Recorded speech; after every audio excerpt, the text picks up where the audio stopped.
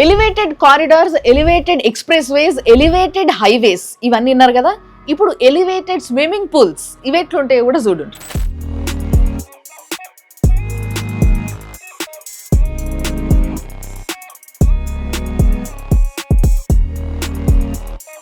ఇది ఎక్కడనో కాదు, మన హైదరాబాద్లోనే. కానీ ప్రతిసారి ఇట్లాంటివి ఏమైనా జరిగినప్పుడు ఇంజనీర్నో కాంట్రాక్టర్నో తిడతా ఉంటారు, బ్లేమ్ చేస్తూ ఉంటారు కదా. కానీ కొన్ని సార్లు మెయింటెనెన్స్ లో కూడా లోపాలు ఉంటాయి. దాని గురించి ఈ బ్రదర్ ఎక్స్ప్లెయిన్ చేస్తుండే చూడండి ఒకసారి.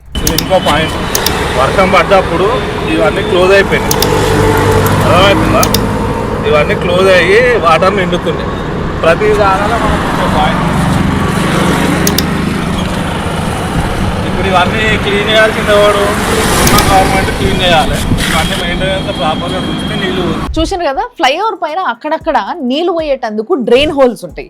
ఆ డ్రైన్ హోల్స్ లకి మొత్తం చెత్త దోషేస్తున్నారు అనమాట ఎత్తకుండా. దాని వల్ల అవి మొత్తం క్లాగ్ అయిపోయి నీళ్ళన్నీ అట్లనే నిలిచిపోతున్నాయి. అట్లా అన్నన్ని గంటలు ఫ్లైఓవర్ల పైన నీళ్లు నిలవడం వల్ల ఆ ఫ్లైఓవర్ లైఫ్ కూడా తగ్గిపోతుంది.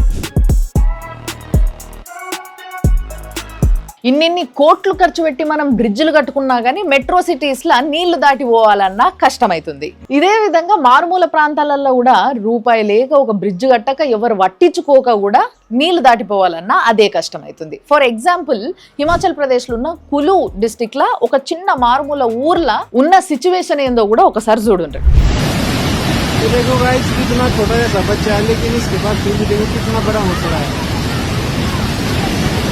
ఇది అక్కడ సిచ్యువేషన్. కానీ చూస్తుంటే నాకు ఇంకోటి కూడా అనిపిస్తుంది, ఏంది అని అంటే అక్కడ పిల్లగాడు స్కూల్కి పోయి చదువుకునేటందుకు వాడి ప్రాణాన్ని రిస్క్ చేస్తున్నాడు. కానీ మన దగ్గర పిల్లలకు మాత్రం లక్షలు డొనేషన్లు కట్టి పొద్దున్నే లేపి మూతి ముక్కు గడిగి యూనిఫామ్ వేసి టిఫిన్ డబ్బాల శాండ్విచ్లో, సమోసాలో, చాక్లెట్లో ఇట్లా ఏదో ఒకటి పెట్టి ఇంటి ముంగటికే ఇట్లా బస్సు వస్తే బస్సు ఎక్కించి పంపిస్తే వాళ్ళు స్కూల్లో దించితే కూడా మమ్మీ స్కూల్కి పోయి చదువుకోవాలంటే నాకు చాలా కష్టంగా ఉంది అంటున్నారు.